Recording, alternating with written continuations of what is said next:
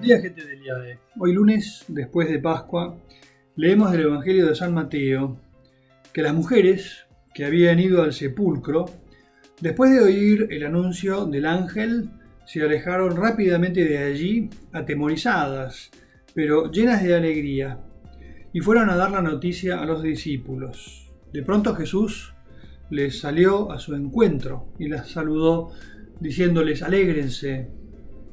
Ellas se acercaron y, abrazándole los pies, se postraron delante de él. Y Jesús les dijo: «No teman, avisen a mis hermanos que vayan a Galilea, y allí me verán». Mientras ellas se alejaban, algunos guardias fueron a la ciudad para contar a los sumos sacerdotes todo lo que había sucedido. Estos se reunieron con los ancianos y, de común acuerdo, dieron a los soldados una gran cantidad de dinero con esta consigna: digan así: «Sus discípulos vinieron durante la noche y robaron el cuerpo mientras dormíamos. Si el asunto llega a oídos del gobernador, nosotros nos encargaremos de apaciguarlo y de evitarles a ustedes cualquier contratiempo». Ellos recibieron el dinero y cumplieron la consigna. Esta versión se ha difundido entre los judíos hasta el día de hoy, cuando se escribe el Evangelio de San Mateo. Los encuentros de Jesús con sus discípulos, que son contados con distintas perspectivas. San Mateo, unos versículos antes de lo que acabamos de leer, nos cuenta como sucesos que hay alrededor de la resurrección del Señor. Se ve que son relatados por quienes fueron protagonistas de alguna manera. Los soldados eran los únicos que estaban ahí presentes, cuidando la entrada de la tumba. Y entonces se habla de un ruido de trueno, se habla de un terremoto, se habla de la puerta del sepulcro, la rueda que se corre y que se abre, y el espanto de los soldados, que se transforma en una especie de desmayo, que después se transforma en fuga, para ir a contar a sus jefes lo que acaba de suceder y que no pueden explicar. En ese intervalo llegan las mujeres y se encuentran el sepulcro vacío y a un personaje vestido de blanco refulgente que les dice que el Señor no está allí, y que, importante, les dice: miren el sepulcro, fíjense que está vacío. Siempre es importante ese dato, porque si no hay cuerpo en el sepulcro, no se puede negar de plano, de entrada, la resurrección. Después habrá que ver cómo se demuestra de algún modo la resurrección, pero el sepulcro está vacío. Primer dato. Segundo dato: aléjense de ahí porque ya no van a encontrar nunca más.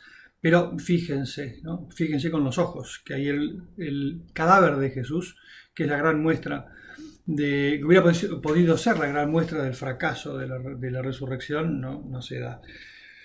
Mientras ellas van entre temerosas y contentas a contarle a los discípulos lo que acaba de pasar, Jesús les sale al encuentro y ellas le tiran encima, le abrazan los pies, se postran delante de él. Jesús, que percibe perfectamente sus sentimientos, les pide que no tengan miedo. Hay que tener en cuenta lo que es la aparición. Tengo una anécdota: una vez con una catequesis de chiquitos, estábamos hablando de la resurrección y entonces pregunté a los chiquitos, ¿no?, ¿qué pasa si se aparece Jesús resucitado después de muerto? Y una chiquita levantó la mano y dijo: me pegaría un susto bárbaro y me iría corriendo. La chiquita dijo, supo leer lo que le pasó a aquellos que por primera vez se encontraron con Jesús.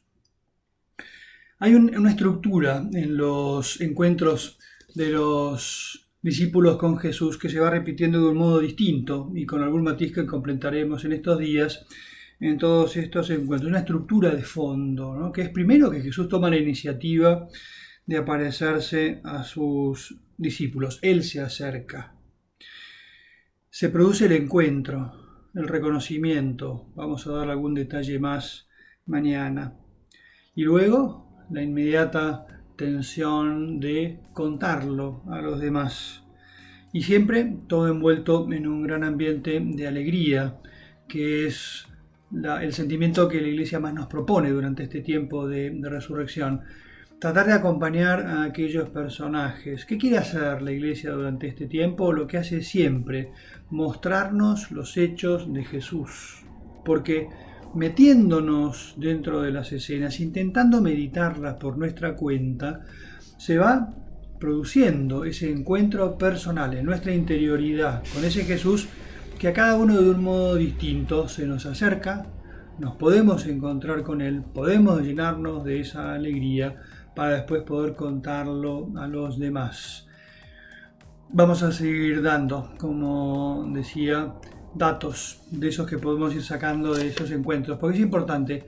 Aquellos primeros cristianos no se movían por ideas, sino que explicaban la experiencia que habían tenido del encuentro con el resucitado, al que entonces descubrieron como hijo de Dios, creyeron que era hijo de Dios. Acerquémonos de a poco a ese misterio. Como siempre, te invito a que sigas un poco vos por tu cuenta, metiéndote, tal vez agarrando el Evangelio y metiéndote de a poquito como si fueras vos, uno de los o las protagonistas que están ahí adentro. Es muy importante que nuestra vida cristiana se fundamente en ese intento de encuentro personal con Jesús que se me presenta de un modo muy particular a través de las Sagradas Escrituras durante estos días con su resurrección.